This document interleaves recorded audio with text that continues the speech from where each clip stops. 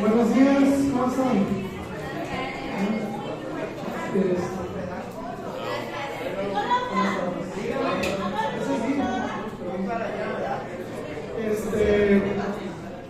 Ya pasa lista, por cierto. Les puse asistencia a todo. Vamos a comenzar la clase, a ver si podemos salir temprano. ¿Alguien quiere hacer la oración para comenzar?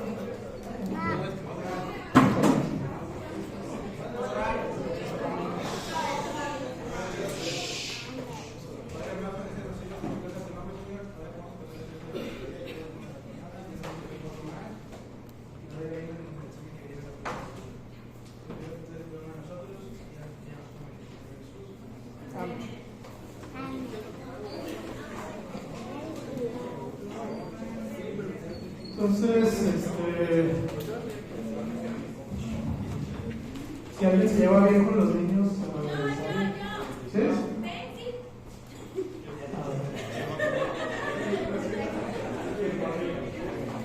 Ella quiere ser pediatra. A ver si se quiere.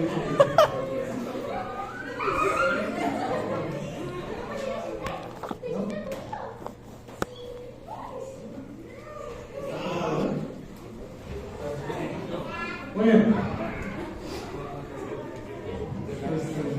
Disculpen de llego. Muy bien. Entonces hoy vamos a ver el último tema antes del examen. El próximo jueves va a ser el examen y va a ser hasta donde lleguemos hoy. Si no terminamos, no vamos a terminar el tema hoy. Entonces va a ser hasta cierto punto y hasta allí va a llegar el examen. Lo demás lo vamos a ver el próximo miércoles, pero ya no va a venir ningún examen, tristemente. O tal vez sí lo agregamos para otro examen, pero por lo menos para este año. ¿Ok? Entonces vamos a ver hasta antes de llegar a choque. Pues ese es el plan de hoy. Si llegamos a antes de choque, o sea, si terminamos todos los temas hasta choque, pues ahí nos quedamos y ya nos vamos ahorita. Entonces, puede que nos vayamos bien preparados. Y bueno. Les debo la guía de este capítulo, ya la tenía por sobre los últimos de 42, entonces no voy a tener sobre este capítulo. Les voy a seguir como quieran la guía, a ver si tengo chance de noche, para que ustedes la puedan leer, pero no va a estar como actividad. No sé si alguien de todas maneras leyó el capítulo 4. Supongo que no. 1, muy bien.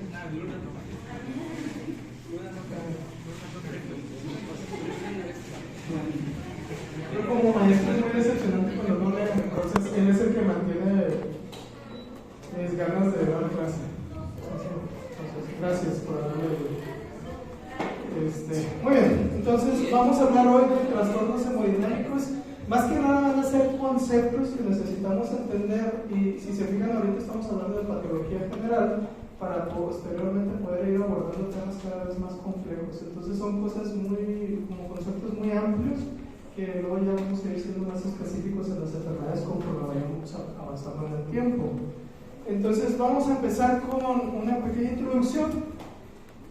Me gusta ver el cuerpo como un equilibrista que va pasando por una cuerda floja, donde tenemos que mantener un balance entre diferentes estados, y ese sería el estado de homeostasis, ¿sí? Cuando estamos balanceando todos nuestros sistemas. ¿Qué pasa cuando un sistema falla? Pues entonces perdemos el balance y probablemente nos caemos de la cuerda floja y pues si son como este señor que estaba cruzando las Torres Gemelas, pues si llegara a caer, pues, ¿no? ¿Sí vieron la película? Estaba padre. Muy bien, entonces tenemos este concepto, ya lo hemos hablado varias veces. La circulación sanguínea es importante porque todas las células necesitan nutrientes, todas las células necesitan oxígeno, ¿y quién se los provee? La sangre. Pero también es importante porque todas las células producen desechos, ¿y quién ayuda a llevarse esos desechos a otro sitio? La sangre, ¿sí? Es como una carretera, ¿no? Donde pasa pues, el de Amazon que te reparten las cosas, o el DHL, lo que quieras. Y también pasa el camión de la basura y se lleva cosas, ¿no? Entonces tenemos ahí, o el repartidor de cuando ustedes están internos y llaman a, no sé, Kamisuchi, y les llevan las cosas ahí al arco, o no sé dónde se los llevan. O si piden un café y se los traen. Qué buen servicio. Muy bien, entonces los primeros dos conceptos son hiperemia y congestión. ¿Qué entienden por hiperemia? Que se pone rojo, muy bien. ¿Algún otro concepto que tengan de hiperemia? Aumento del flujo sanguíneo, que era lo que dice allí. No, perfecto, no te preocupes. ¿Y congestión? Es venoso, ok. ¿Cuál diríamos que es un proceso activo? ¿Y qué queremos decir por proceso activo? Hay movimiento, ¿ok? ¿Y pasivo? Que no hay movimiento, ¿no? Entonces, ¿cuál creen ustedes que es un proceso activo? ¿La hiperemia o la congestión? La hiperemia, muy bien, entonces sí se entiende ese concepto, ¿no? Entonces, tenemos que tener eso en mente. La hiperemia es un proceso activo, ¿sí? Donde tenemos un aumento en la circulación sanguínea. Hay dilatación de las arteriolas o de los vasos sanguíneos y entonces hay mayor flujo, ¿sí? La congestión es un poquito diferente. No es que haya vasoconstricción, sino que hay... No es que haya vasoconstricción, sino que hay algo que entorpece el retorno de la sangre hacia el corazón, o sea, el retorno venoso, y entonces es un proceso activo donde la sangre se estanca, ¿ok? Y entonces, si se fijan clínicamente, se ven diferentes. ¿Cómo se ve esta pierna? Roja, ¿no? Entonces ya, ahora que son médicos, pues dirían, ¿esta pierna se ve? ¿No? O eritematosa, que se ve roja, ¿no? O hiperemia. ¿Cómo se ve la pierna de la imagen de la derecha? Morada, ¿no? Oscura, probablemente ya está hasta manchada de color negro, ¿sí? Entonces este sería un proceso de congestión. Disminuye el flujo venoso y hay estancamiento de sangre y casi siempre sangre no oxigenada y entonces tenemos problemas. ¿Ok? Muy bien. Esto lo podemos ver en diversas enfermedades. Pueden ser inflamatorias o no, o en algunos otros procesos que a veces ni siquiera son enfermedad. No sé si a alguien le ha tocado pasar al frente en algún lugar y luego se le pone toda la roja la cara. ¿Qué es lo que está pasando?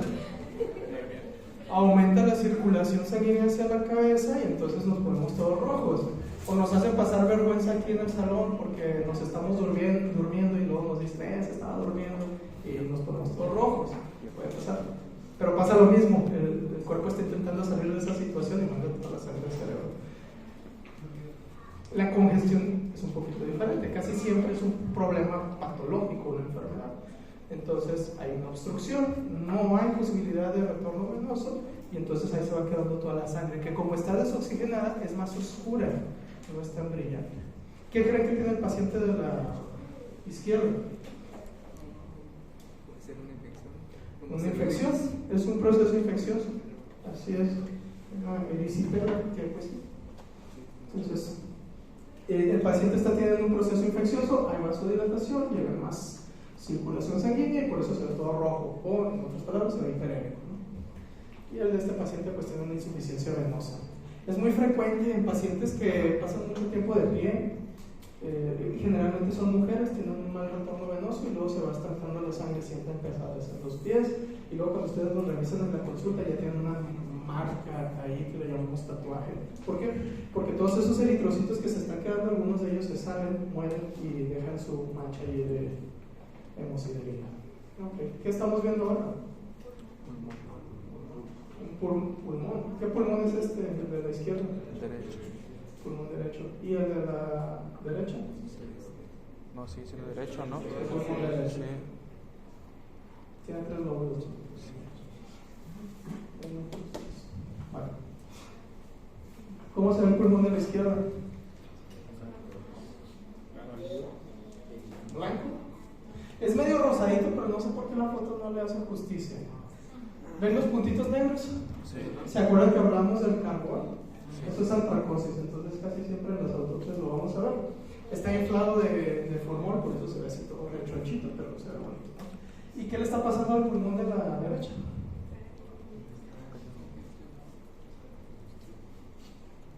Hiperémico, congestivo. Congestivo. Okay. ¿Ven lo que está señalando la flecha? está pasando en esta parte del pulmón?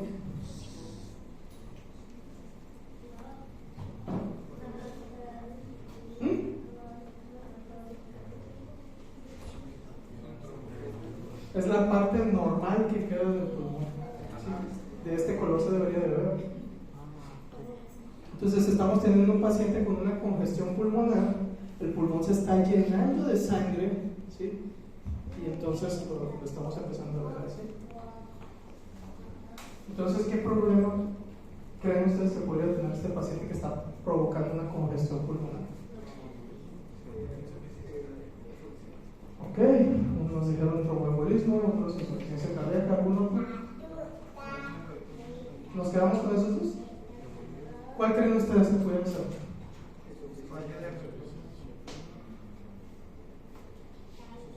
¿Un trombo? Nomás hay que ver el recorrido de la sangre, ¿no? Entonces, si hay insuficiencia cardíaca, ¿qué sería de qué lado? Izquierdo, ¿no? Insuficiencia cardíaca izquierda, ¿dónde se está atorando la sangre para que no está llegando al corazón? En el pulmón, ¿no? Entonces, generalmente vamos a ver esta congestión pulmonar en una insuficiencia cardíaca izquierda. El corazón no está bombeando toda la sangre, se empieza a acumular la sangre, y si pensamos hacia atrás, pues están las venas pulmonares y luego está todo el parénquima pulmonar, luego seguiría la arteria pulmonar, luego el ventrículo derecho, luego la aurícula derecha, y así nos vamos. Ya está muy grande para eso. Sí, este ya es un paciente ya grande. Si fuera un niño. Muy bien, entonces le hacemos una biopsia al paciente, bueno, al pulmón. Y aquí tenemos un ejemplo de lo que sería un pulmón normal, para acordarnos, bueno, más o menos normal, para acordarnos un poquito de la histología. Y si lo comparamos con este pulmón, ¿qué diferencias vemos morfológicamente? Los capilares alveolares están dilatadísimos. Miren, esta es la pared alveolar, y aunque algunos capilares están llenos de sangre, la gran mayoría no están dilatados, ahí se ven nomás un poquito de eritrocitos.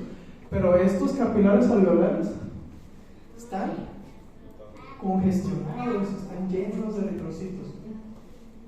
Okay. A veces es tanta la congestión que estos eritrocitos salen del capilar hacia el alveolo. Entonces puede llegar a pasar que el paciente ahora tenga extravasación de los eritrocitos. Y entonces, si el paciente sobrevive a eso, lo que vamos a ver es que van a llegar macrófagos y van a fagocitar a todos los eritrocitos, y entonces vamos a ver estos macrófagos pigmentados. Es un proceso de congestión pulmonar crónico, o sea, ya pasó bastante tiempo, si es que sobrevive, ¿no?, al evento de congestión pulmonar.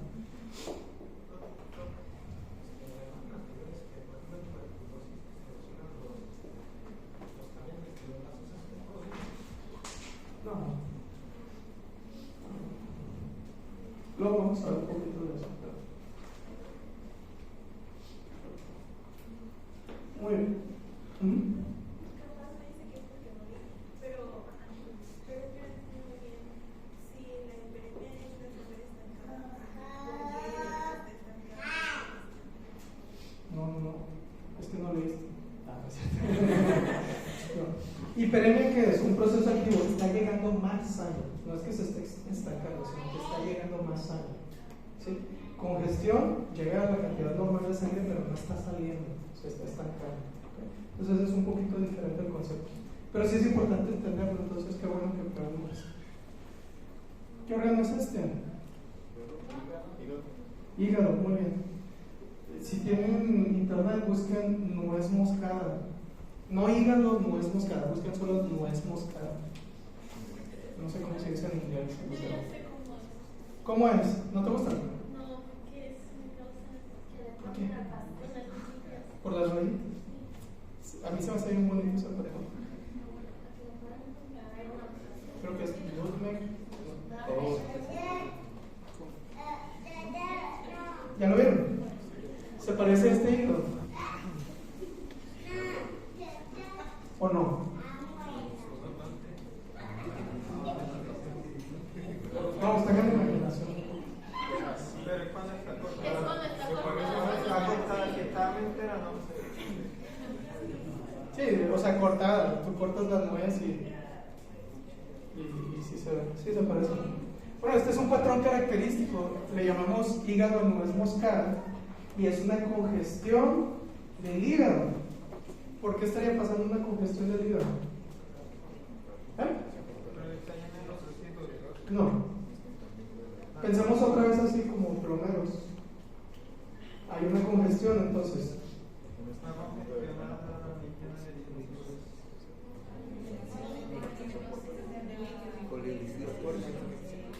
O sea, el problema no está en el hígado. ¿Dónde estaría entonces? ¿En la vena porta? ¿En el corazón? ¿En dónde? ¿En el corazón? ¿Cuántos creen que la porta? No tengan miedo de equivocarse. Uno. ¿Cuántos creen que en el corazón? Muy bien, es en el corazón. Tenemos una insuficiencia cardíaca, pero ahora ¿de qué cavidades? Derechas, ¿sí?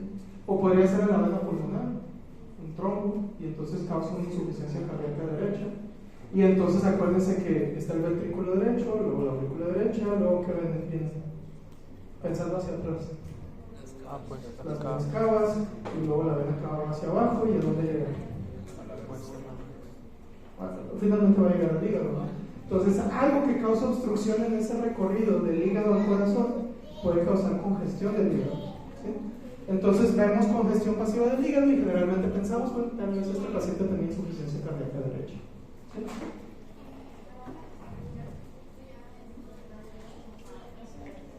Es que no es cirrosis. De hecho, ¿ven ese hígado con cirrosis? No, solo tiene la congestión. Entonces dejamos cirrosis por otro lado. Esto es una congestión del hígado. Entonces es diferente. ¿Cómo se ve este hígado?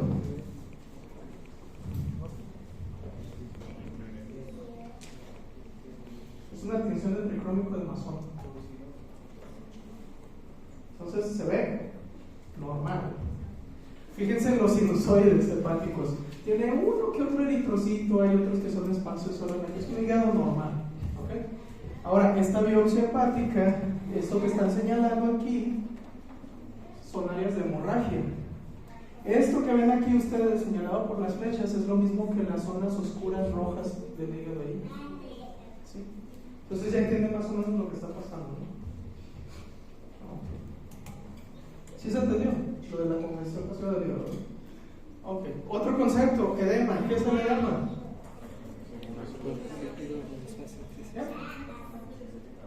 Acumulación de líquido fuera de donde debe de estar, ¿no?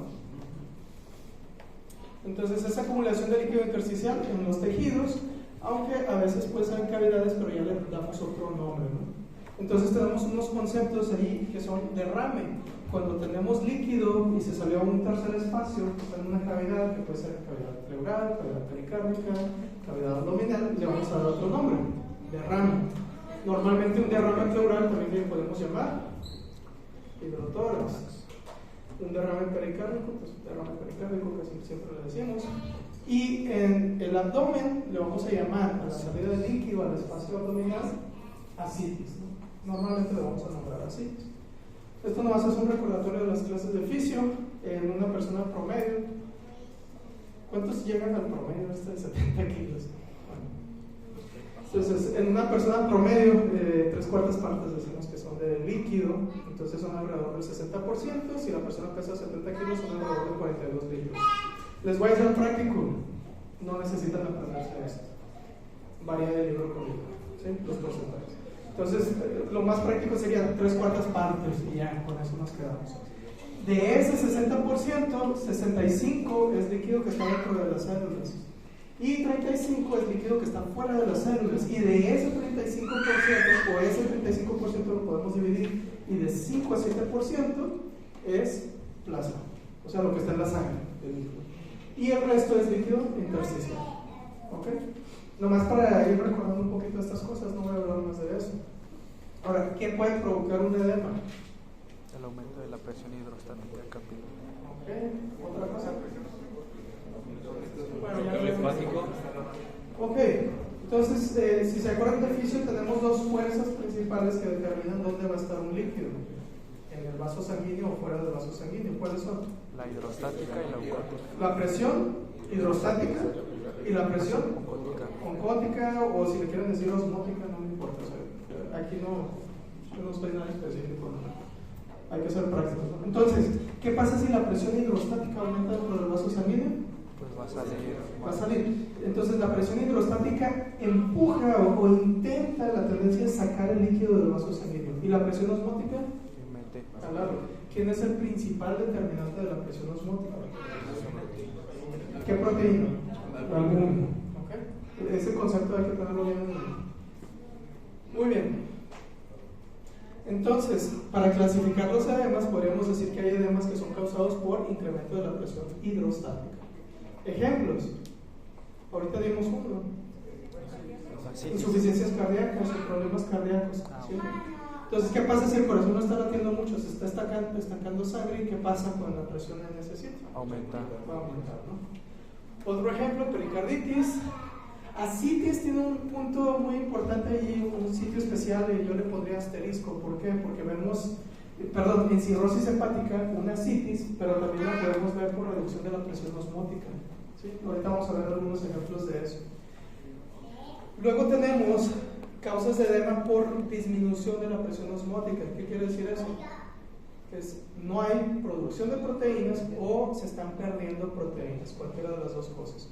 Y entonces tenemos glomerulopatías, que es pérdida de proteínas. Acuérdense que el riñón filtra y no deja pasar las proteínas a la orina. Pero si empiezan a orinar proteínas, pues entonces ¿qué va a pasar con la presión osmótica? Ahí disminuye. Otra causa, cirrosis hepática. ¿Cuál es el órgano que sintetiza las proteínas? La mayoría de las proteínas del cuerpo. El hígado. Entonces, si tenemos un paciente con cirrosis, ¿sí? Desnutrición y otras. Ahorita vamos a hablar de ellas. ¿Okay? Otra causa es por obstrucción de los vasos linfáticos. ¿Qué va a pasar si se obstruye un vaso linfático? Se va a acumular. ¿Qué fuerza va a estar afectada? La presión hidrostática dentro del vaso linfático. Entonces, obstrucción linfática aumenta la presión hidrostática y el líquido va a salir. ¿Ok?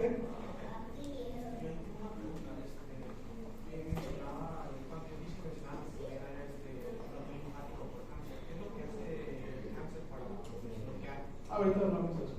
Pero sí vamos a hablar. Sí, no me recuerdo. Pero yo quiero hablar de eso. Muy bien. Y otra causa puede ser por retención de sodio, que aumentaría la presión. Ya les dije aumenta la presión hidrostática. O puede ser por inflamación. ¿Qué ocurre generalmente en la inflamación? ¿O cuál sería la fuerza que está ahí?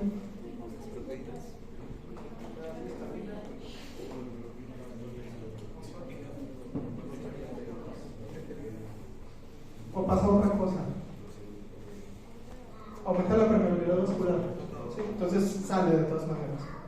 ¿Okay? Entonces es un punto aparte. Entonces las principales fuerzas o presiones son hidrostática y osmótica. Y ustedes los entendieron bien en fisio, entonces no van a batallar con estos conceptos. Este es un ejemplo. Tenemos dos patologías aquí, una falla cardíaca y el otro es una disminución de proteínas. ¿Qué pasa en la falla cardíaca?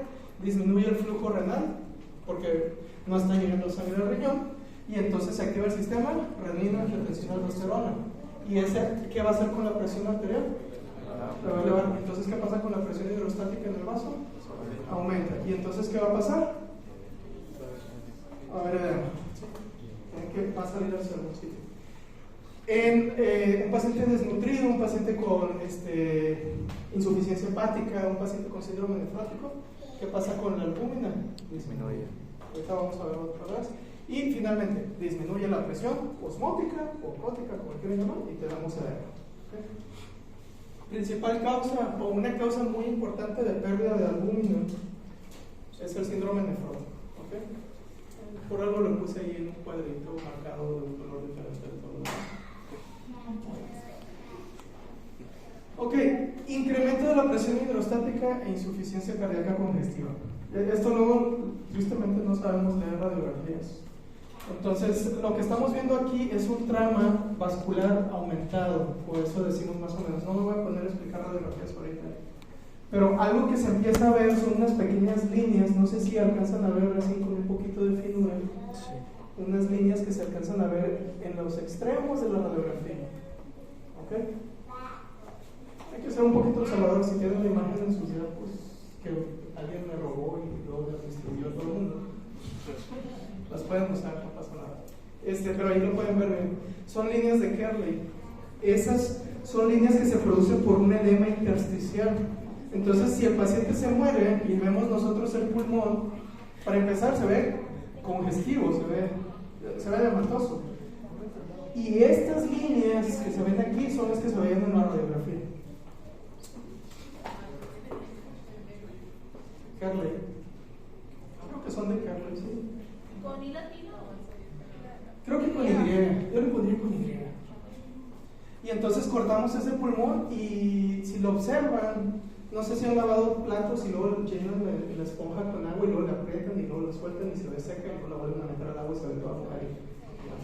Se ve como una esponja que está mojada y de hecho en las autopsias ustedes le pueden hacer así y sale todo el líquido que tiene acumulado el pulmón. Entonces sabemos que ese paciente tuvo una insuficiencia cardíaca congestiva muy probablemente y tiene un edema pulmonar. Y pues se muere. Obviamente. Le hacemos la biopsia o vemos en el microscopio y ¿qué está pasando? ¿Cómo se ven los alvéolos? Llenos de... Están llenos de alguna sustancia, ¿no? Entonces es de color rosa porque tiene mucha proteína. ¿Qué será? Es plasma, es lo que está saliendo del vaso sanguíneo, ¿sí?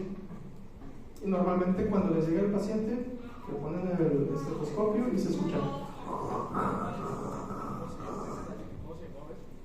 Fíjate que ahorita no me acuerdo, crepitantes. ¿Sí? Entonces van a estar escuchando ahí el líquido que está en los alvéolos y que cuando el paciente está respirando y se mueve el líquido de un lado hacia otro es el que les está dando ese signo. ¿Sí? Es lo que ustedes están escuchando, el agua que está en los alvéolos moviéndose de un sitio a otro. Muy bien, ¿qué es este órgano? Hígado, muy bien. ¿Qué le está pasando al paciente? Signo de medusa. Así es. Muy bien. Entonces, ¿qué está teniendo? ¿Incremento de la presión hidrostática o disminución de la presión osmótica? ¿O los dos? Todos juntos, ¿no? Los dos. ¿Cómo explican la disminución de la presión osmótica? Ya lo dijimos ahorita. Pues la producción de proteínas. ¿Qué pasa con el hígado? No está produciendo proteínas, principalmente albúmina. De hecho, los pacientes con falla hepática, pues el cuerpo necesita proteínas de algún lado y si el hígado no las está sintetizando bien, ¿qué va a hacer? Agarrarlas del otro lado. ¿Cómo se ven los brazos del paciente? Delgados. Muy bien. ¿Y cómo explicamos el aumento de la presión hidrostática? Piensen como fontaneros, plomeros. Entonces, ¿dónde está aumentando la presión hidrostática? ¿En qué arteria o en qué vena? En el sistema porta. Muy bien. De hecho, hace una circulación contralateral. Todo esto es por ese aumento de la presión. ¿Ven las venas dilatadas? Entonces, el aumento de la presión hidrostática más la disminución de la presión osmótica hace que el paciente tenga así. Muy bien. ¿Hay dudas hasta ahí? ¿Hay dudas? ¿No? Otro, ejemplos de disminución de la presión osmótica. ¿Qué está pasando con el niño? Es una desnutrición proteica, también le llaman desnutrición de tipo kwashiorkor. Luego la vamos a ver en otra clase, pero bueno. ¿Qué le está pasando a los bracitos del niño? Pues están quedando delgados. Es lo mismo, le faltan proteínas, las va a sacar el cuerpo de algún lado y entonces si vemos los brazos, las piernas, están muy adelgazadas, pero el abdomen, ¿qué hay en el abdomen que lo está distinguiendo? Líquido. Líquido, es asitis. Muy bien. Okay. Fíjense en los piecitos del bebé. ¿Cómo están? Están hinchados, tienen edema. Okay. Entonces, no solamente tenemos asitis en este paciente, también está mostrando edema. ¿Qué le estará pasando a esa niña? ¿Qué pueden ver en la niña si nomás es entrevista? ¿Qué es edema palpebral? O sea,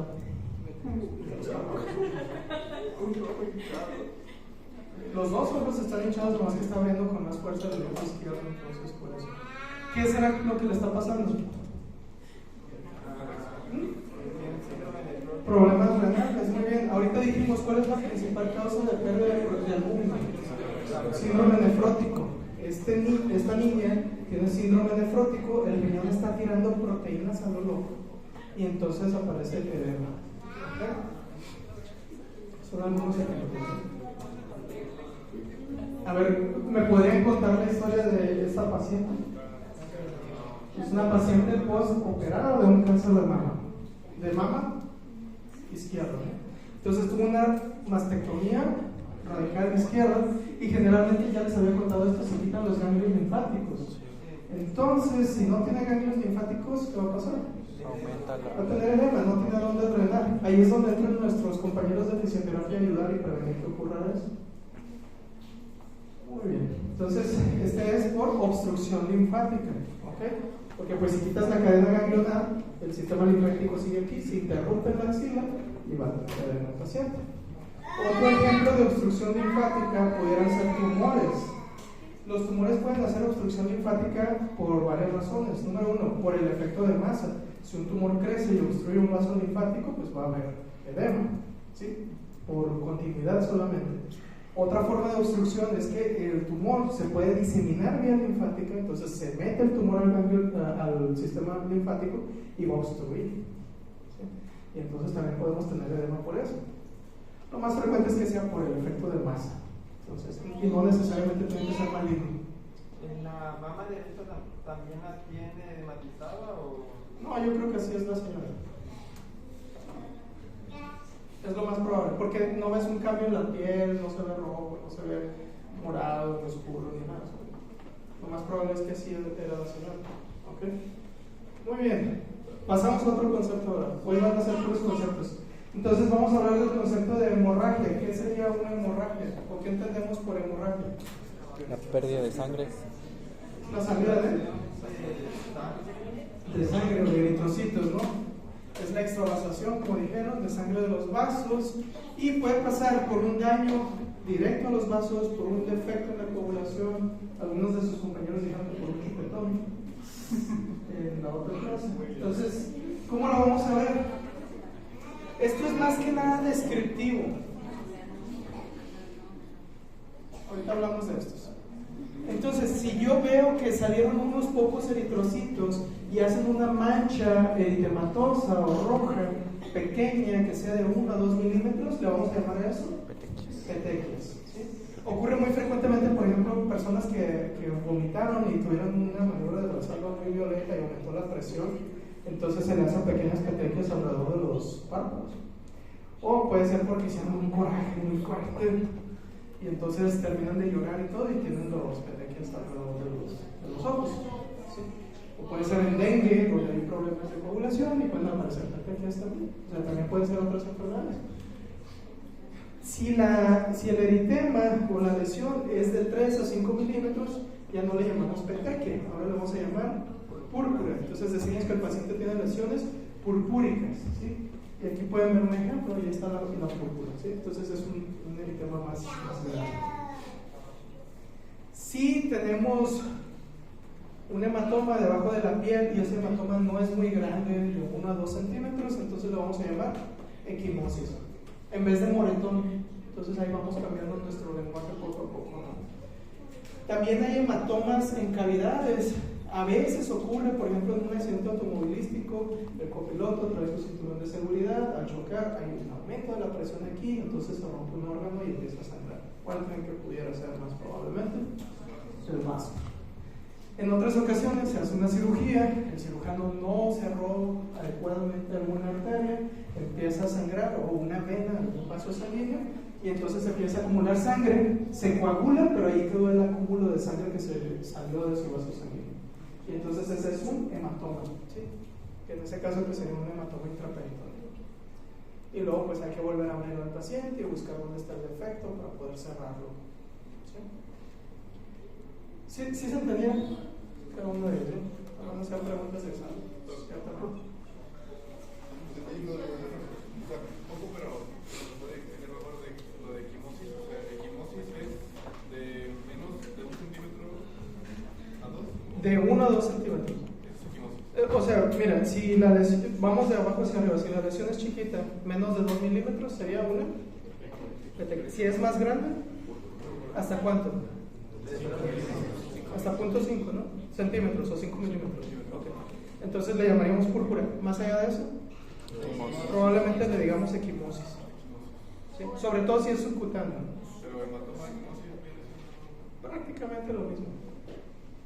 Nomás una forma más fashion de hablar.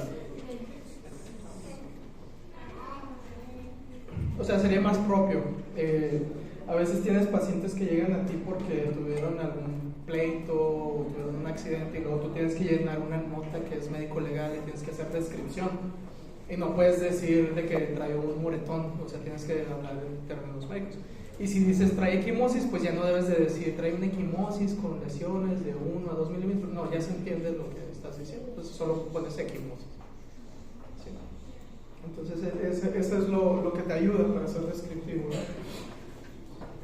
Muy bien. Entonces vamos a pasar al proceso de hemostasia para entenderlo un poquito y luego ya posteriormente hablamos de algunos efectos que puede haber en la hemostasia. ¿Qué ocurre cuando un vaso se lesiona? Va a sangrar, ¿no? Entonces, ¿qué hace el cuerpo para evitar ese sangrado o para frenar o limitar el sangrado? Lo primero es una vasoconstricción y luego se activa la coagulación. Y tenemos dos cosas que ocurren al mismo tiempo allí. Uno es la función plaquetaria, o sea, las plaquetas hacen su jale y al mismo tiempo algunas proteínas están coagulando. Entonces vamos a hablar de las dos cosas. Acuérdense, ocurren al mismo tiempo, entonces son fenómenos que podríamos hablar de ellos a la vez, pero casi a todo el mundo para explicarlos nos gusta aislarlos y vemos uno primero y el otro después. Entonces, lo primero que ocurre es que si tenemos una lesión en un vaso sanguíneo, se exponen sustancias que normalmente no están expuestas. Entonces, lo primero es membrana basal y colágeno, que normalmente no está expuesto a la sangre, va a estar ahora expuesto. El endotelio, al ser dañado, libera ciertos factores para que el vaso se contraiga. Entonces, el primer reflejo que va a tener el cuerpo o el sistema es vasoconstricción. Pero al mismo tiempo queda exposición de varias sustancias. Vamos a hablar primero de lo que es el factor de von Willebrand. Esta es una proteína que está por debajo de la célula endotelial. Entonces normalmente está cubierta por el endotelio y no hace contacto con su receptor, que el receptor está en la plaqueta, ¿sí? Pero cuando hay un daño endotelial, ese factor está expuesto. Entonces la plaqueta ahora sí se puede unir. Llega la plaqueta, se une al factor de von Willebrand y la plaqueta se va a activar, va a cambiar su forma. Al mismo tiempo de que cambia su forma y se activa, empieza a liberar ciertas sustancias que son procoagulantes y proagregantes plaquetarios. Entonces, el segundo paso después de la activación que tenemos es la agregación plaquetaria. Más plaquetas van a llegar a ese sitio para juntarse y hacer un tapón plaquetario. Esa es la función plaquetaria normal. ¿Ok? Al mismo tiempo, las plaquetas secretaron ciertos factores procoagulantes y entonces, para fines prácticos, ¿cuál es el propósito final de la cascada de coagulación?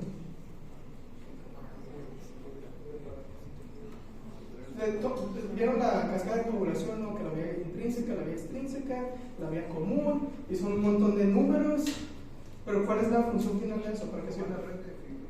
Ajá, para transformar el fibrinógeno en fibrina. Eso es lo más importante, eso es lo único que nos importaría, digamos, a grosso modo saber. Entonces, la red de fibrina se forma alrededor de las plaquetas y va a hacer que la estructura sea más estable. ¿Okay? Tenemos que tener en cuenta que esto es una reacción en cadena. Entonces, se transforma una proteína, se transforma otra, va avanzando la cascada de coagulación y eso se va a diseminar hasta donde llegue. Las plaquetas se empiezan a agregar unas con otras, con otras, con otras y es una reacción en cadena que va a ir afectando todo alrededor. Entonces, además de la formación de la red de fibrina, necesitamos a final de cuentas que se limite el sitio donde se está llevando a cabo la coagulación. ¿Qué pasaría si no tuviéramos sistemas que controlaran esto? Nos cortamos un vaso y luego nos coagulamos todos. ¿sí? Entonces tenemos un sistema de control para que esta coagulación no se disperse por todo el vaso sanguíneo y solo sea en el sitio donde se necesita. Y entonces se secreta lo que es el activador tisular del plasminógeno, trombomodulina, y estos van a controlar estos procesos de coagulación. Ahorita los vamos a ver más adelante.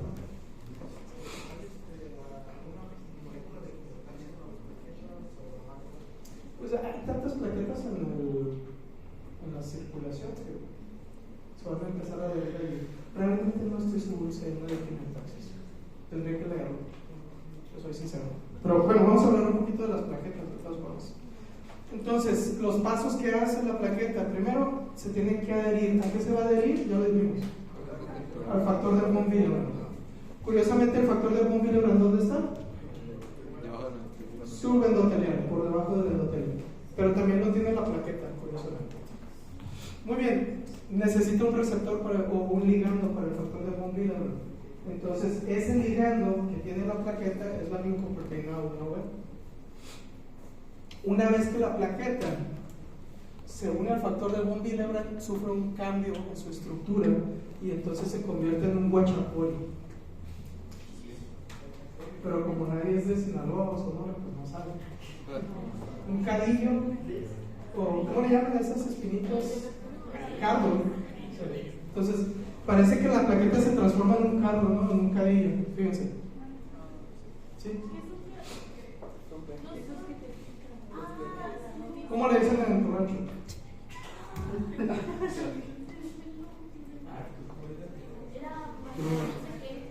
Un pueblito con piquitos.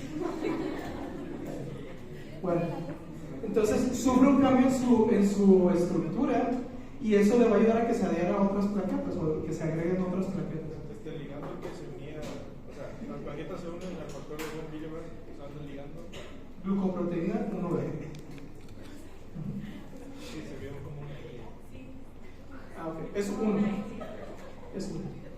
Muy bien. Luego tenemos la activación plaquetaria, ya dijimos, cambia la forma de la plaqueta.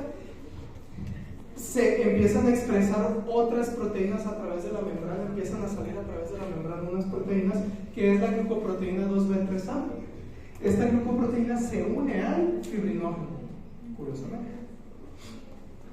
Y bueno, hay otros cambios ahí que ya son más complejos. La plaqueta tiene algunos gránulos que secretan, pueden secretarse lectinas, fibrinógeno, fíjense que hay factor de von Willebrand también, pero este es más que nada para activarse en la cascada de coagulación. Tiene gránulos delta, que lo más importante ahí sería el ADP y el calcio, que ayudan a que progrese la coagulación. No sé si se acuerdan, pero la cascada de coagulación también, además de que es dependiente de vitamina K, es dependiente de calcio. La plaqueta produce tromboxano A2. ¿Es un derivado de qué? Del ácido araquidónico.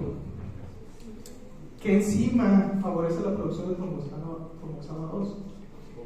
Ciclooxigenasa. Okay. Entonces, si yo le doy aspirina a mi paciente, ¿qué va a pasar con la agregación plaquetaria? La vamos a entorpecer. Va a disminuir la agregación plaquetaria. ¿Sí? ¿Por qué? Porque el tromboxano 2, esa es su función, ¿no? Inducir la agregación plaquetaria. Entonces, si yo le doy aspirina a mi paciente, que es un AINE, inhibe la ciclooxigenasa y no vamos a tener producción de tromboxano 2. Pero funciona con cualquier otro AINE, ibuprofeno, diclofenaco, naproxeno y los que ustedes quieran nombrar. AINEs no selectivos. Bueno, ¿qué es la agregación plaquetaria? Es la formación de puentes entre una plaqueta y otra, pero no se agarran de sus manitas una a otra. ¿Sí? Sino que agarran una cuerda y esa cuerda que está agarrando una plaqueta, la otra plaqueta del otro lado también la está agarrando. ¿Sí? Entonces se van formando puentes entre las plaquetas. Tienen muchos bracitos si se fijan, entonces no nomás es con una, sino con varias plaquetas. Y entonces tenemos algunas enfermedades. ¿Qué pasa si nos falta el factor de von Willebrand? ¿Qué paso de la función plaquetaria va a estar obstruido o alterado? La adhesión plaquetaria. ¿Y cómo le vamos a llamar a esa enfermedad donde nos falta el factor de von Willebrand o donde no está funcionando bien? Enfermedad de von Willebrand. Muy bien. Luego, acuérdense que hay un ligando que es el que tiene la plaqueta, que es la glucoproteína 1B. Hay algunos pacientes que no tienen esta glucoproteína. Entonces la deficiencia de glucoproteína 1B nos da otra enfermedad. ¿Cómo se va a llamar? Síndrome de Bernard-Sollier. ¿Lo dijimos en esto? Sí. Ok. Y luego la glucoproteína 2B3A, si se fijan, se agarra otra plaqueta a través del fibrinógeno. Entonces la glucoproteína 2B3A, su ligando es el fibrinógeno, ¿no? ¿Qué pasa si no tenemos glucoproteína 2B3A? Entonces pasamos a tener otra enfermedad que se llama trombastenia de Glasgow. ¿Okay? Entonces ya tenemos 1, 2, 3 enfermedades que pueden venir en casos clínicos en el examen.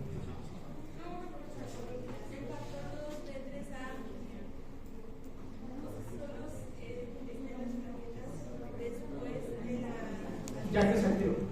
Haz de cuenta que es una proteína que está por dentro de la plaqueta. Mientras no está activada, no sale. Cuando se activa la plaqueta, sale ese factor.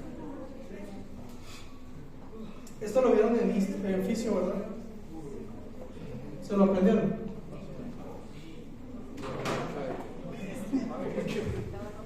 Muy bien.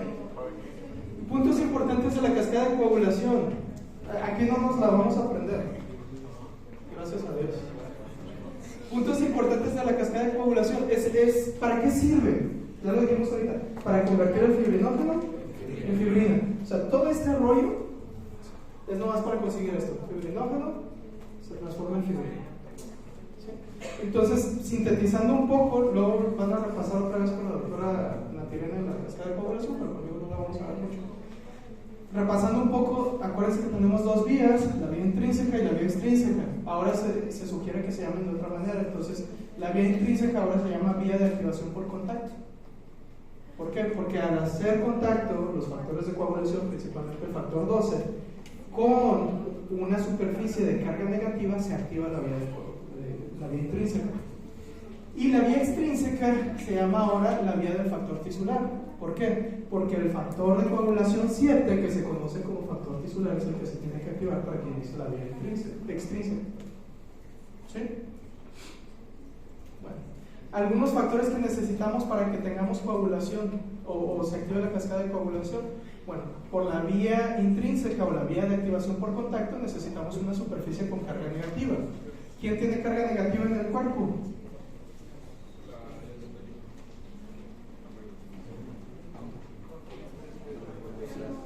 Como por ejemplo, ¿cuál es la proteína más abundante del cuerpo? El colágeno. Entonces, al dañarse el endotelio, se expone parte del colágeno y se pudiera llegar a activar. ¿Sí? Entonces, generalmente decimos, que no sirve para nada, pero decimos que la vía de activación por contacto se activa cuando hay un daño a un vaso sanguíneo. ¿Okay? Y entonces, otro punto importante. De todos los factores de coagulación, yo diría que los factores más importantes es el factor 7, porque es indispensable para activar la vía del factor tisular. Y luego tenemos otro factor importante que es la trombina o el factor 2. ¿Sí? Porque al final de cuentas actúa en varios pasos y es la que convierte el fibrinógeno en fibrina. ¿Sí? Entonces, ahí tenemos otro factor bastante importante. Otro punto importante es saber cuáles son factores de coagulación dependientes de vitamina K. 2, 7, 9, 10. Muy bien. Entonces, ese es otro punto a favor. Normalmente se podría usar warfarina para inhibir estos factores de coagulación. O si tenemos intoxicación por vitamina K, pero por warfarina podemos administrarlo al paciente. Vitamina K. O sea, ahí se contrarrestan sus efectos. Normalmente la vía extrínseca, el principal factor, ya dijimos, el factor más importante es el factor 7 o el factor tisular. ¿Okay? Y existen formas de valorar por medio del laboratorio la función de estas vías. Entonces normalmente decimos que la prueba de tiempo de protrombina es la que va a valorar la vía extrínseca. ¿Sí? Entonces yo le puedo pedir al paciente tiempo de protrombina, tiempo parcial de tromboplastina activado, tiempo de sangrado, es otro, o puedo pedir un conteo plaquetario. Son cosas que yo le pediría a un paciente que está sangrando. Si está elevado el tiempo de sangrado, que casi nunca se pide, pero si está elevado el tiempo de sangrado, lo que me va a indicar eso es que la función plaquetaria es la que está alterada. Si el tiempo de tromboplastina está elevado, entonces lo que está afectado es la vía extrínseca. Entonces hay un problema con los factores que se miden, principalmente el factor 7. Si está afectado, si está elevado el TTP o el tiempo de tromboplastina parcial, entonces los factores que van a estar afectados principalmente son el 12, el 11, el 9 y uno muy importante que es el 8. ¿Sí?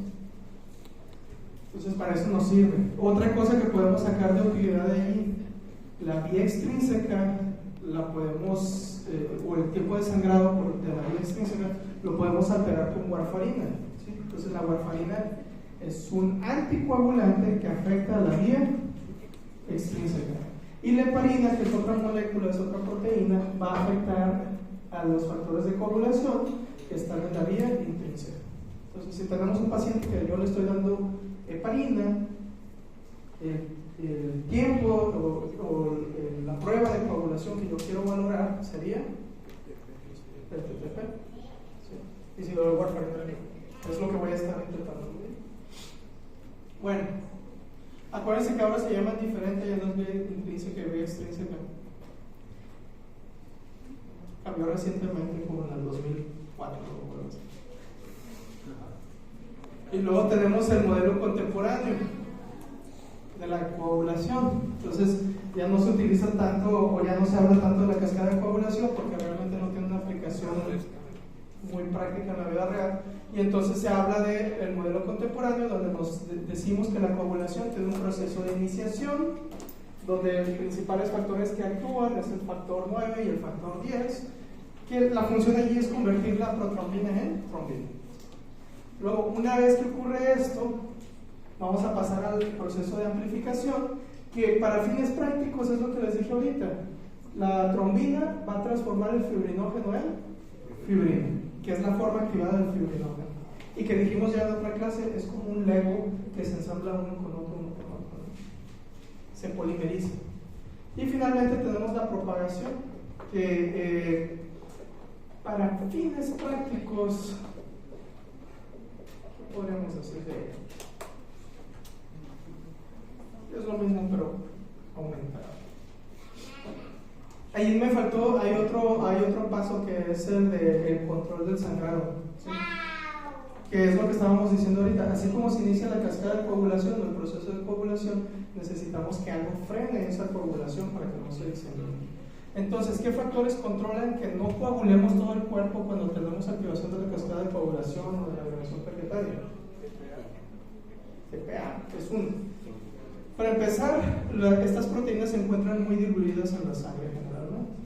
Lo otro es que necesitamos superficies con carga negativa que en el vaso sanguíneo no están expuestas porque el endotelio protege que no estén expuestos normalmente a la carga negativa. Luego, el factor de von Willebrand pues está cubierto por el endotelio. Y además tenemos lo que le llamamos cascada fibrinolítica. El TPA induce la producción o cambia el plasminógeno en plasmina, y la plasmina es como una tijera. Entonces, aquí tenemos el fibrinógeno, la trombina o el factor 2 de coagulación transforma el fibrinógeno en fibrina y va creando enlaces cruzados entre las moléculas de fibrinógeno para que se haga la red de fibrina. Pero para limitar y que esto no se extienda, la plasmina funciona como una tijerita que va a ir cortando, pero nos va a quedar un residuo. Y entonces ese residuo le llamamos dímero D, que es otra molécula. Entonces, ¿qué interpretaría yo si tengo un paciente que tomo los niveles del dímero D y están elevados? Que está coagulando en algún lado, ¿sí? Entonces, si yo sospecho que el paciente tiene algún problema de coagulación, que ahorita vamos a hablar de ellos, le podría pedir el dímero D, y si está aumentado, pues efectivamente tiene en algún lado algo que está coagulando. No sé si se acuerdan que dijimos que también la coagulación puede aumentar en estados inflamatorios. Lo dije en algún momento. Entonces, en pacientes que tienen infecciones muy graves, a veces se les mide el dímero D para valorar el riesgo que tienen o dar un pronóstico de qué tanto riesgo tienen de caer en shock. ¿Sí? Se estaba haciendo esto mucho en pacientes con COVID. Cuando ingresaban, normalmente los doctores les pedían dímero D como uno de los criterios para saber qué tal iba a ir al paciente. Pero nuevamente es porque en un estado proinflamatorio aumenta la susceptibilidad a coagular.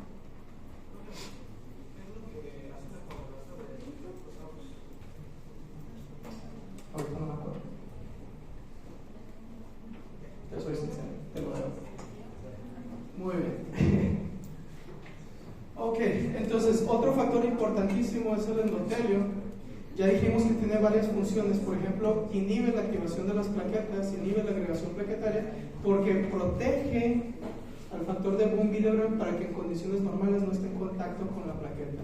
También libera algunos factores que son anticoagulantes que inhiben la activación o inhiben la agregación plaquetaria. De entre ellos quiero destacar la prostaciclina. Habíamos hablado de ella anteriormente. ¿Qué es la prostaciclina? Vasodilatador y antiagregante plaquetario. ¿Y es producto de qué? Del ácido araquidónico también. Entonces, generalmente este es producido por una ciclooxigenasa. ¿Sí? Entonces, hay ciertos medicamentos que son selectivos de COX-2. Ya se me olvidó este fármaco. ¿Sí es COX-2? ¿Celecoxib? ¿Sí es COX-2? No quiero fallarles en esto. Pero bueno, es selectivo de un COX. Resulta que esta ciclooxigenasa es la que ayuda a la conversión del ácido araquidónico a prostaciclina. Entonces, normalmente tenemos pacientes y acuérdense que estos inhibidores selectivos de COX evitan la gastritis, pero tienen un efecto secundario muy importante. Favorecen la coagulación porque contrarrestan la acción de la prostaciclina. Entonces, yo le puedo dar un inhibidor selectivo de ciclooxigenasa, que puede ser Celecoxib o cualquier otro medicamento que termine en coxib, y sí, le voy a proteger contra la gastritis, pero va a tener un riesgo mayor de coagular. ¿Okay?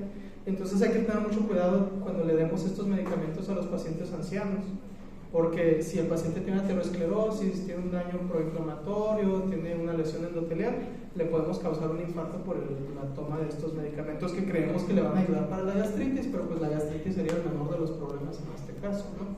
Entonces hay que tener un poquito de cuidado con estos medicamentos. Pues si tiene dolor, hay varios medicamentos que tal vez no te actúen por esa vía y que todavía no te dañan tanto el estómago. Paracetamol. Por eso es que casi para todos se da paracetamol.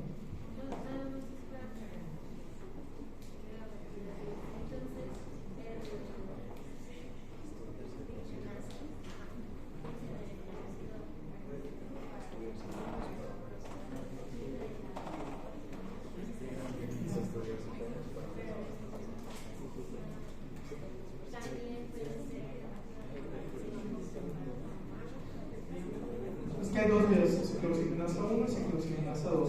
Ahorita no me acuerdo cuál era la que produce prostaciclina y cuál no.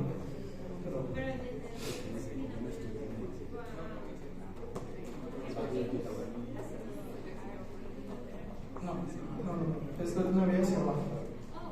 Entonces tú inhibes ciclooxigenasa y ya no se produce nada. Ok, efectos anticoagulantes que tenemos, bueno, se produce trombomodulina, eso lo hace el endotelio, ¿sí? Y es un regulador también de la coagulación, y produce algunas moléculas similares a heparina que tenemos, y también sintetiza lo que es el activador tisular del plasminógeno, que ya dijimos que transforma plasminógeno en plasmina y ayuda a controlar, que es la antigerina que dijimos que corta la fibrina. Y entonces pasamos ahora sí, ya vimos así a grosso modo lo que es la coagulación, y podemos hablar un poquito más de trombosis. Normalmente decimos que pacientes que tienen riesgo de trombosis es porque cumplen algunos criterios que le llamamos la triada de Virchow. Y entonces tenemos, esto no sé si ya lo vieron en cirugía, porque técnicas quirúrgicas. Lo vimos en anato. ¿En anato? Entonces, la triada de Virchow consiste en lesión endotelial, estados de hipercoagulabilidad y alteraciones del flujo sanguíneo.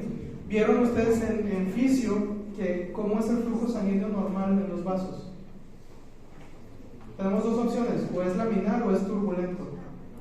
Es laminar. Flujos turbulentos favorecen la formación de coágulos, o la sí, la formación de coágulos o trombos. Entonces normalmente tenemos un flujo laminar, pero hay ciertas cosas que pueden causar turbulencias en el flujo. Por ejemplo, pacientes que tienen fibrilación auricular, pacientes que tienen prótesis valvulares en el corazón también pueden llegar a tener un flujo turbulento. Entonces ese es un factor para alterar el flujo sanguíneo.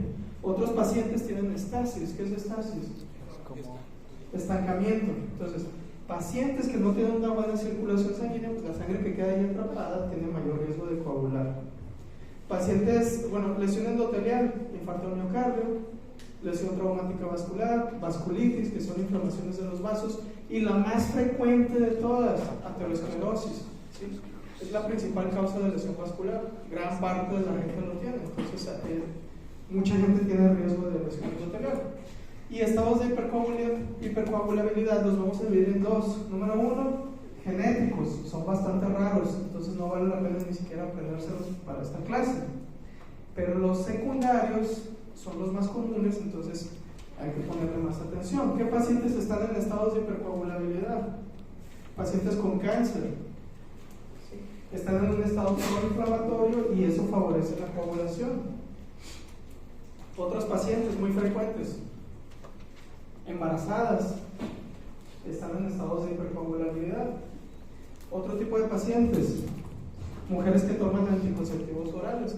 Ahí es importante recordar, si yo le voy a dar un anticonceptivo a una paciente, tengo que preguntarle, oiga, ¿no tiene trombosis o algún problema? Es parte de la historia que se debería hacer antes de dar anticonceptivos orales o antes de que alguien los tome. ¿Ok? Bueno, otros factores que son también presentes, que aquí salen como riesgo bajo de trombosis, pero tenemos que tomar en cuenta pacientes fumadores, ¿sí? Tienen mayor riesgo de trombosis que la población normal, entonces hay que tener cuidado con ellos. Y generalmente el paciente que fuma no se te va a presentar solo con tabaquismo, sino que muy probablemente ya tiene aterosclerosis y tiene otros factores que contribuyen. Entonces ahí le podemos ir juntando varios factores. ¿Vamos bien?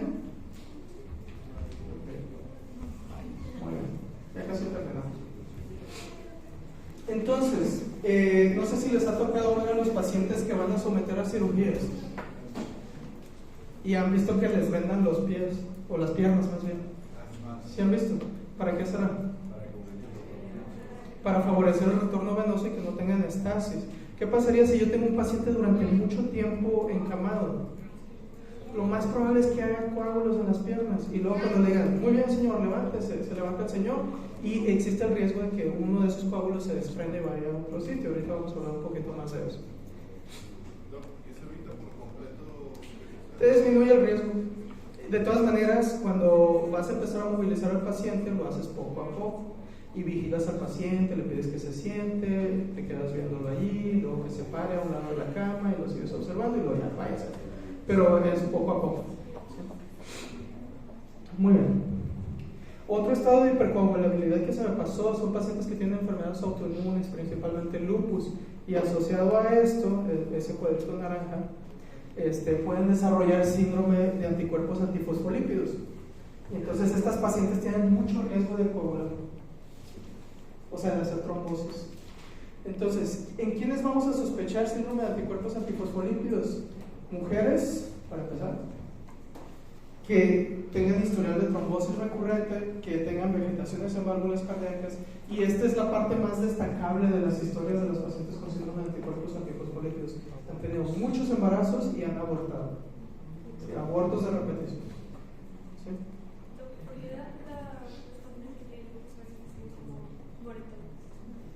Por el daño endotelial.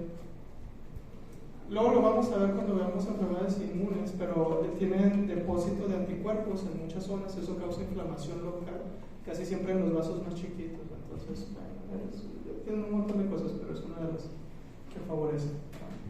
¿Y por qué tendrán trombocitopenia o plaquetas bajas? ¿Qué no las plaquetas ayudan a coagular?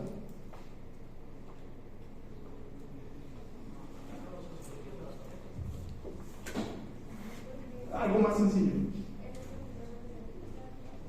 Si se está coagulando, está disminuyendo la cantidad de plaquetas porque se están usando. Entonces, vamos a ver que estas pacientes llegan a tener trombocitopenias. Principalmente por eso. Muy bien. ¿Cómo se ve un trombo? Como un coágulo. ¿Sí? ¿Han visto coágulos? No, ahorita vemos uno solo. Y entonces aquí tenemos una autopsia y se está buscando en la pierna de un paciente, el sistema venoso, y tenemos un coágulo que está ocupando toda la vena. Fíjense que no es todo rojito, sino que en algunas partes el coágulo se ve un poquito más blanquito. De hecho aquí se ve mejor. Este es un pulmón. ¿Qué pasó? El trombo se desprende, viaja a través de todo el sistema venoso, llega a la aurícula derecha, pasa al ventrículo derecho y del ventrículo derecho a la vena, perdón, a la arteria pulmonar. Y entonces puede quedar obstruyendo un sitio. Acuérdense que hay varias bifurcaciones de la arteria pulmonar. Hay una principal donde se divide en arteria pulmonar izquierda, arteria pulmonar derecha. ¿Qué pasa si el trombo llega a ese sitio y obstruye? Ya no le llega sangre a ninguno de los pulmones. Generalmente estos pacientes se mueren. Fíjense que no es totalmente violáceo o rojo, sino que tiene algunas rayas blancas. No sé si las ven. ¿Sí? Eso es muy importante cuando hacemos autopsias. Yo veo un trombo, un coágulo, y voy a buscar si tiene estas rayas blancas que les llamamos líneas de SAM, Z-A-H-M. Esas líneas me dicen que se empezó a formar fibrina. Esas líneas blancas son fibrina, ¿sí? Y eso me dice que este paciente hizo ese trombo o ese coágulo mientras estaba vivo. Una vez que el paciente se muere ya no se forma la fibrina. Entonces yo no vería un coágulo con líneas de sangre. Parece como que información curiosa, ¿no? Pero a veces en casos médico-legales, contaba el doctor Brutus hace mucho tiempo de un caso que le tocó de un paciente que chocó. Cuando llegan a asistirlo, el paciente ya estaba muerto. Entonces había que determinar si murió antes de chocar o después de haber chocado. Y entonces examinaron algunos trombos que tenía y ya ahí se puede determinar que mientras estaba manejando, un trombo se desprendió, llegó al pulmón y entonces el paciente perdió la conciencia y chocó. Entonces se formó antes de morir el trombo. ¿Sí? Entonces llegan a ser útiles para eso. Más allá de eso, lo pueden decir como dato curioso en alguna reunión. En el microscopio se verían como estas líneas rojas intensas. Este es fibrina. Se ve más rojo que los eritrocitos. También podemos tener casos inflamatorios que afectan a las válvulas cardíacas, formación de trombos. Esta es una endocarditis trombótica. Entonces ahí la válvula no está funcionando bien, crea un flujo turbulento y se va haciendo una vegetación o un trombo. Y se pueden desprender. ¿Qué le puede pasar a un trombo? Tiene varios caminos para escoger, ¿sí? Entonces un trombo se puede propagar. ¿Qué quiere decir esto? Que se empieza a formar el trombo y va creciendo, creciendo, creciendo, creciendo, creciendo, ¿sí? Es un desenlace. El trombo se puede embolizar. ¿Qué quiere decir que un trombo se embolizó? Que se desprendió todo o una parte del trombo y llegó a un sitio lejano. El trombo se puede diluir, más raro, pero puede ocurrir. Entonces, acuérdense que tenemos factores fibrinolíticos, la plasmina y trombodina y todos esos, que pueden causar destrucción del trombo. O el trombo se puede organizar. Este es un ejemplo, más o menos. Este es el trombo, ahí de repente se ven las líneas de sal, no sé si las alcanzan a ver.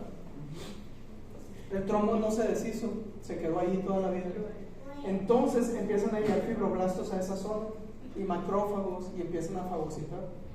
Después de un poco de tiempo se empieza a producir el factor de crecimiento vascular endotelial y se empiezan a formar nuevos vasos sanguíneos. La arteria o el vaso sanguíneo aquí originalmente era este. Todo lo demás fue el trombo y se empezó a organizar, entonces ahora se forman nuevas vías de acceso para que pase la sangre otra vez por ahí. Eso solo ocurre si el paciente no se murió antes. ¿Sí? Si se muere, pues ya no alcanzó a hacer todo este proceso, porque son procesos que toman semanas o meses para poder ocurrir.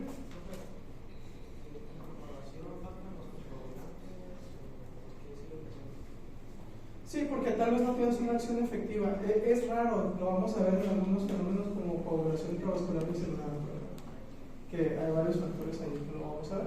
Pero por ejemplo, puede ser una propagación local solamente. El trombo empezó aquí y se empezó a propagar. Entonces no necesariamente todo el cuerpo, puede ser alguna parte del cuerpo solamente. Lo más que me gusta ser bien exagerado. Muy bien, ¿qué es el embolismo? Desprendimiento de una masa. ¿Qué puede ser esa masa? Sólida, líquida o gaseosa. ¿Okay? Cualquiera de los tres estados normales de la materia. Pero existe el plasma. Muy bien, entonces un embolismo es una masa intravascular que puede ser sólida, que puede ser líquida, que puede ser gaseosa, que se formó en un sitio, se desprende y viaja a otro sitio para obstruir un vaso sanguíneo. Dependiendo del tamaño, va a obstruir un vaso grande o un vaso pequeño. Ahora tenemos diferentes tipos de embolismo. Entonces tenemos un embolismo que ocurre en la circulación pulmonar y otro embolismo que ocurre en la circulación sistémica. ¿Ok? Vamos a dividir allí los embolismos. Hay un embolismo que ocurre en la circulación pulmonar y otro en la circulación sistémica. Entonces, los embolismos pulmonares también les podríamos llamar embolismos venosos. ¿Qué ocurre? Se forma un trombo en alguna vena de alguna parte del cuerpo y entonces va a viajar. Curiosamente, las venas cada vez que se acercan más al corazón son más grandes, ¿no? Entonces es fácil que un trombo se embolice y vaya viajando. Lo más frecuente es que se originen de una trombosis venosa profunda, o sea que venga de las piernas. Se forma el trombo, se desprende y va viajando, sube la vena cava inferior, llega a la aurícula derecha, luego al ventrículo derecho y luego obstruye alguna parte de la arteria pulmonar, alguna rama o la arteria pulmonar, dependiendo del tamaño. En pacientes que tuvieron cirugía ocurre en el 1 al 2% de los casos, sobre todo el riesgo aumenta con la edad. Entonces, ¿quiénes tienen más riesgo? Mayores de 40 años. Pacientes que duraron mucho tiempo en la cirugía. Entonces, ¿quién tiene más riesgo? Un paciente que le hace una cirugía ambulatoria que dura media hora como una vasectomía, o un paciente de una cirugía de neuro que está allí 12 horas del paciente arrestado, la neurocirugía. Entonces, el tiempo influye, pero también tenemos la edad avanzada y los estados procoagulantes que ya habíamos hablado, si fuma, si es mujer embarazada, o anticonceptivos, bla, bla, bla. ¿Cuánto tiempo se necesita para que se libre lo que vivo? Pues, depende. O sea, que si nos vamos a dormir, se puede... No tengas miedo, ¿no? Normalmente no te quedas dormida sin moverte y estás en un estado que no está causando mucha compresión. Pero por ejemplo, una persona que va en un vuelo, en un avión, está sentada. Entonces una de las cosas que pasa con los vasos sanguíneos aquí, están algo comprimidos, ¿sí? Luego, generalmente los asientos son pequeños. Entonces, y eso se presenta como caso clínico en los exámenes, no sé por qué, pero paciente que tiene un vuelo que duró varias horas, que no se movió para nada en el avión, llega el vuelo al sitio, generalmente es Nueva York a San Pablo, como lo pongo en mis exámenes. El señor se levanta, empieza a caminar y se cae. Y la pregunta es, ¿cuál es el origen más probable del embolismo pulmonar de este paciente? Una trombosis venosa profunda. ¿Por qué? Porque tiene varios factores ahí que están afectando, ¿sí? La estasis, la posición, etc. Por eso es que les dicen, en algunos vuelos recomiendan y les dicen, muevan las piernas, párese y camine un rato en el avión y otras cosas. Es para evitar eso. Pero no hay que tener miedo de que si me duermo voy a...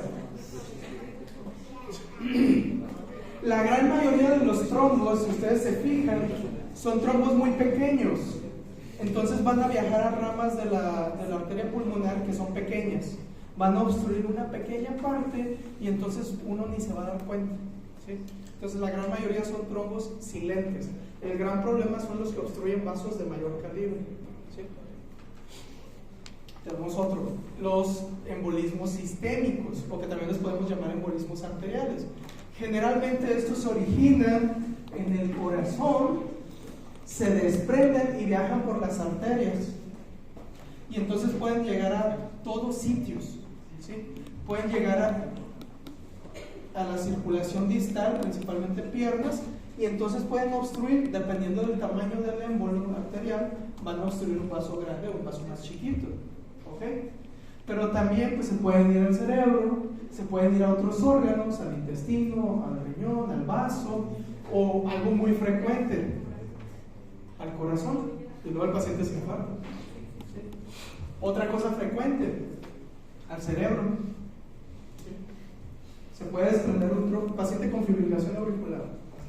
Forma un trombo, se le desprende, se va al cerebro. Y entonces empieza a tener datos neurológicos de afectación. Y entonces tú examinas al paciente y ves que tiene desviación de la comisura hacia el lado izquierdo. Y ya puedes decir, bueno, probablemente sea la arteria temporal izquierda. Ahí va.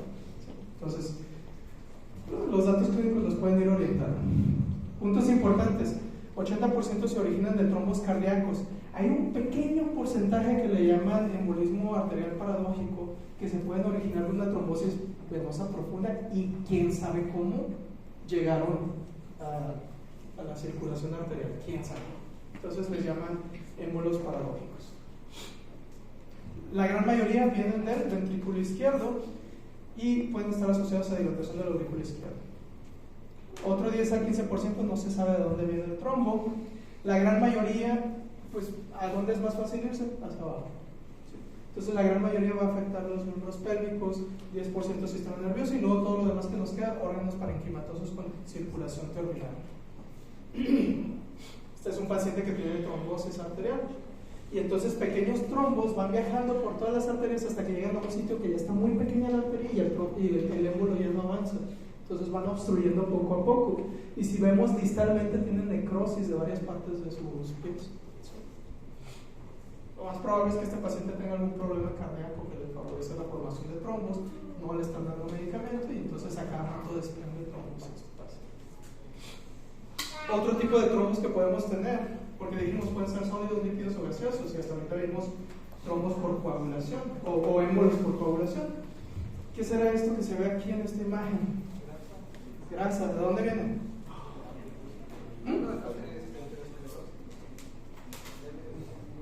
¿Dónde tenemos grasa? ¿Qué? Abdomen, bueno, si le hicieran una liposucción, ¿qué habría riesgo? Más frecuente. ¿Qué otras células son estas? Médula ósea, muy bien. Imagínense que un paciente anciano va caminando en su casa, se cae y se fractura la cadera. Parte de esa médula ósea puede entrar a la circulación sanguínea y entonces llegar y hacer un émbolo en el pulmón. Y entonces tienes al paciente y está el traumatólogo todo preocupado por la fractura, todo el mundo se concentra en el dolor y la fractura y el paciente en la noche se les muere. ¿Por qué? Porque tiene un embolismo graso. O un paciente joven, pero que tenga un accidente también automovilístico o de moto, generalmente múltiples fracturas y tienen riesgo de un embolismo graso. Entonces hay que vigilar a los pacientes fracturados, no nomás dejarlos ahí en la cama ya, y darles una visita de vez en cuando.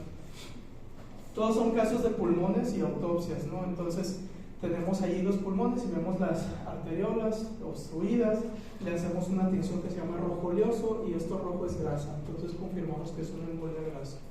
¿Qué será ese tejido? Nuevamente, pulmón de una autopsia. ¿Qué será esto?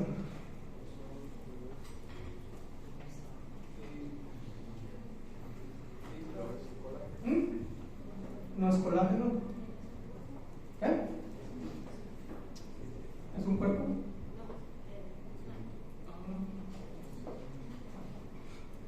Ok, vamos rápido. Es líquido amniótico. ¿Qué hay en el líquido amniótico? Piel del bebé, pipí y otras cosas, ¿no? Pero principalmente piel, que estamos viendo aquí, queratina de la piel del bebé. Entonces puede pasar en mujeres embarazadas que les hacen cesáreas, que parte del líquido amniótico entrara a la circulación venosa y termina en los pulmones. Entonces tienes a la paciente en puerperio, está todo el mundo bien feliz y de repente la paciente empieza con dificultad respiratoria. Y le das oxígeno y no mejora. Y luego ya se mueve, haces la autopsia y ves que tenía un embolismo por líquido amniótico. Son bien raros. Entonces no creen que lo van a ver a cada rato, son muy raros. Embolias gaseosas, se crean burbujas de aire y entonces no sé si les ha tocado que una enfermera lo regañe porque pasó un poquito de burbujitas a través de la canalización. Dicen, no, le estás pasando aire, se te va a morir. Bueno, no pasa nada, se necesitan hasta 70, 100 mililitros para que el paciente se muera.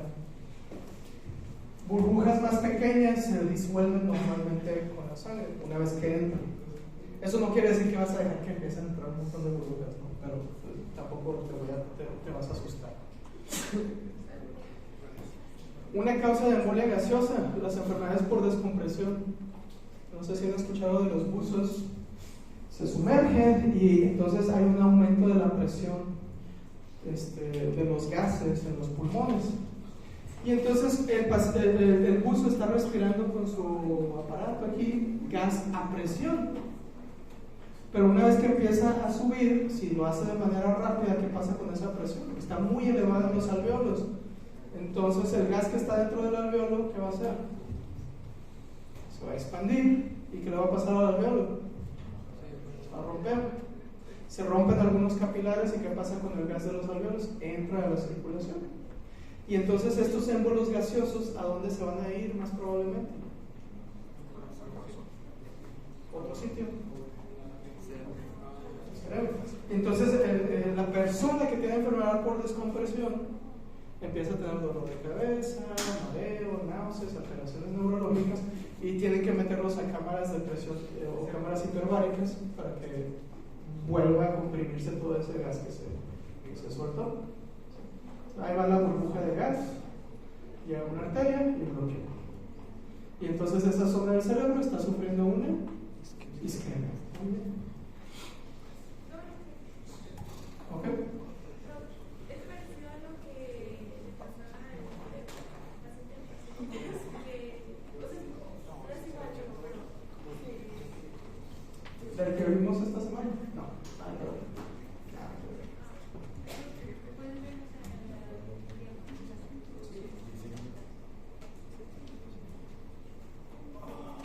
Ok. ¿Qué ves? Ok, vamos a ya casi terminamos. Infartos es la falta de irrigación hacia un sitio que produce isquemia y entonces el tejido se mueve. ¿Sí?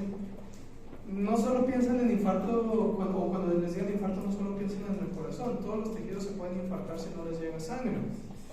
Pero, pues, la principal causa de muerte son los infartos al corazón. ¿Cuál es la causa principal de infartos? Pues trombosis, que se formó allí el coágulo o algo está obstruyendo el vaso sanguíneo del corazón, entonces ya no llega sangre a parte del corazón, o pueden ser embolismos generalmente arteriales y que se meten por las coronarias y entonces se obstruyen. Otras causas más raras, vasoespasmos. A veces, algunas personas, el vaso sanguíneo de repente hace un espasmo. Luego vamos a ver un poquito más de eso después. O puede ser por ateromas, compresión extrínseca, que son bastante raros. Torsión vascular ocurre muy frecuentemente, sobre todo en los ovarios y el testículo, que son órganos que se pueden torcer. Ruptura o atrapamiento, que no sé si han escuchado el síndrome compartimental, donde hay edema enorme y entonces comprime los vasos sanguíneos y entonces el brazo, la pierna no recibe circulación y entonces hay que hacer una fasciotomía para descomprimir allí y que llegue otra vez sangre. Morfología de los infartos: podemos tener infartos rojos, que también les llamamos infartos hemorrágicos. Este es un testículo, generalmente son pacientes jóvenes que están jugando fútbol o algo y de repente les empieza el dolor más intenso que existe en el mundo, más que un parto. Y es una llamada de auxilio de que algo está pasando muy importante. Y generalmente, no sé por qué, los papás ignoran esto y el niño ya anda con todo el dolor y cuando ya no aguanta ya en la noche, pues lo llevan al cirujano y resulta que ese testículo ya no se puede recuperar y le tenemos que quitar el testículo al niño. Y entonces aquí podemos ver el testículo cuando lo cortamos. Esta es una imagen de un testículo normal para que comparen y está totalmente hemorrágico. ¿Okay? Generalmente ocurre en órganos que tienen una doble circulación o tienen obstrucción del drenaje venoso, pero sigue llegando un poquito de circulación arterial y entonces ocurren las hemorragias. ¿Sí? Acá vemos otro infarto hemorrágico, pero este es un infarto intestinal y aquí tenemos un infarto pulmonar hemorrágico, entonces también pueden ocurrir en esos sitios.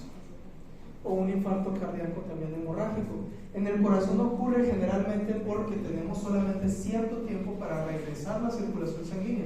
Si el tejido del corazón ya está muerto en un paciente infartado, lo mejor es ya no restablecer la circulación. O sea, ya no destapar la arteria que está tapada. ¿Qué pasa si tú destapas la arteria tapada? va a llegar la sangre, pero el tejido ya está muerto, y entonces va a haber una hemorragia en esa zona. Entonces mejor ya no hacerle nada. Tengo una curiosidad, donde yo vivo, los tumores de infarto los ven a 72 horas. No sé. Ni siquiera sé cuántos son los normales de los 80. 24 horas, pero pues los tumores de infarto los ven a 72 horas. No sabes eso. Ni sé dónde vive. Chiapas, no sabes. También en Canadá los duran durante. No, en Canadá no, en Canadá los duran muy poquitos. Era otro lugar.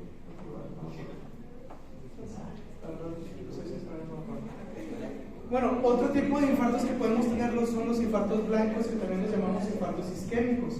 Estos ocurren generalmente en órganos que tienen una circulación arterial terminal. Entonces son órganos a donde solo llega un vaso sanguíneo y nada más. ¿Okay? Entonces son frecuentes en riñones, en vaso, vamos a ver otros sitios. ¿Okay? Corazón.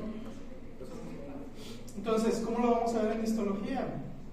Si tenemos un infarto blanco, vamos a ver necrosis coagulativa. La estructura se ve como si estuviera bien, pero claro, está necrótico, ¿no?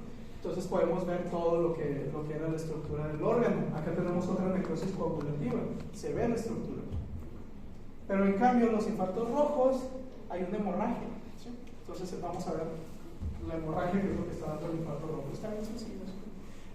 Miren, este es un testículo con un infarto blanco, es pura isquemia, necrosis coagulativa, y esta es una necrosis hemorrágica de otro testículo de otro paciente. Entonces podemos ver los dos tipos. Factores que influyen para que se desarrolle el infarto. Para empezar, la anatomía de la irrigación.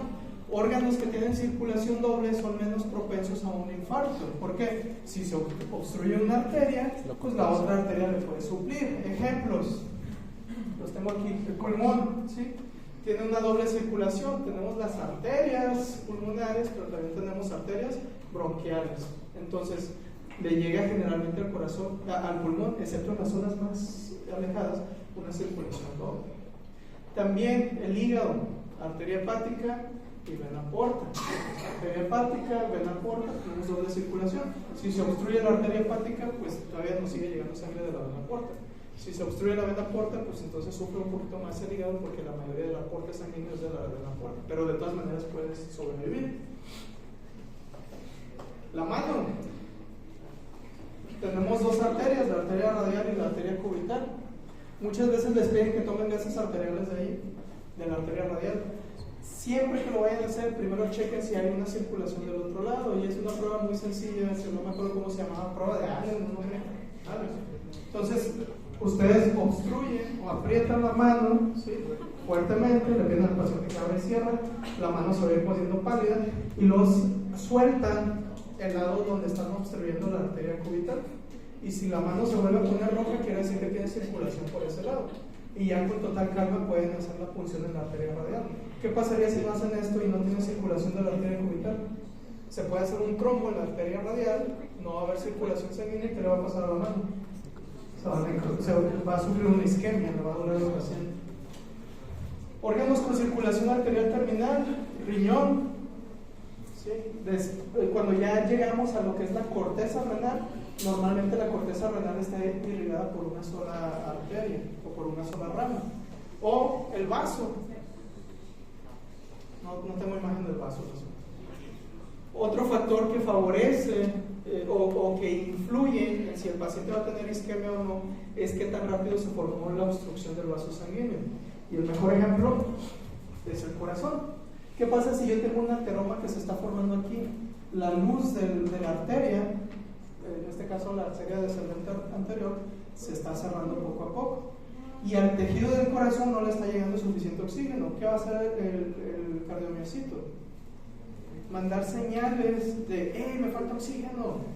Se empieza a producir un factor de crecimiento, que es el factor de crecimiento vascular endotelial, y entonces las arterias o las ramas de otros vasos sanguíneos van a empezar a proliferar hacia el sitio donde hay isquemia hasta que se forme una circulación colateral. Y entonces, ¿qué pasa si se obstruye totalmente este vaso? pues ya no va a haber tanto problema de isquemia porque ya está suplido la necesidad. Entonces, si tarda mucho en formarse la obstrucción, pues tal vez no vaya a sufrir tanto el órgano. Pero ¿qué pasa si de repente se desprende un pedazo de un trombo aquí y tapa inmediatamente? No hay tiempo suficiente para que se forme la circulación contralateral y entonces esto va a sufrir isquemia y un infarto. Otro factor que influye en el desarrollo de los infartos es qué tan vulnerable es el tejido a la isquemia. ¿Cuál es el tejido más vulnerable de la isquemia? Y más importante, las neuronas. Es por eso que cuando ustedes tienen un paciente que cae en paro, las compresiones no son para reanimar el corazón realmente, sino para que la sangre llegue al cerebro. ¿Sí? Con el poco oxígeno que traiga, pero algo estamos oxigenando el cerebro. ¿Okay? El otro órgano que es menos vulnerable es el miocardio, puede durar de 20 a 30 minutos sin irrigación. Y los fibroblastos, que son células que están en todos nuestros tejidos, pues normalmente si no están haciendo nada, no necesitan oxígeno, pueden estar horas sin oxígeno y ahí están bien felices. ¿Sí? Y otro factor sería el estado de hipoxemia. Si el paciente no tiene suficiente aporte de oxígeno, pues va a ser más propenso, va a tener más problemas. Reperfusión, aunque se obstruyó aquí por un trombo o algo y esta zona se está infartando. Pasa el tiempo, pasa una hora, un poquito más, este tejido ya se murió. Luego, pues haces un procedimiento que puede ser colocar un stent o hacer terapia trombolítica para destruir lo que está obstruyendo aquí, destruirlo, y entonces la circulación vuelve. Entonces, eso es una reperfusión. Volver a aportar sangre a un tejido que no está teniendo. El problema es que si haces una reperfusión demasiado tarde, este tejido ya está muerto. La sangre que llegue va a empujar, va a destruir todo ahí, vamos a tener una hemorragia y todos los radicales libres y todos los desechos de la necrosis se van a diseminar para otros sitios que estaban menos afectados y ahora se van a afectar más. Entonces, normalmente los procedimientos cardíacos hay varios criterios que se tienen que cumplir antes de hacer una reperfusión. Y si ya pasó mucho tiempo, ya no le hacen nada al paciente más que observarlo y darle algunas otras cosas, pero ya no van a hacer la repercusión. Y hasta ahí vamos a hacer.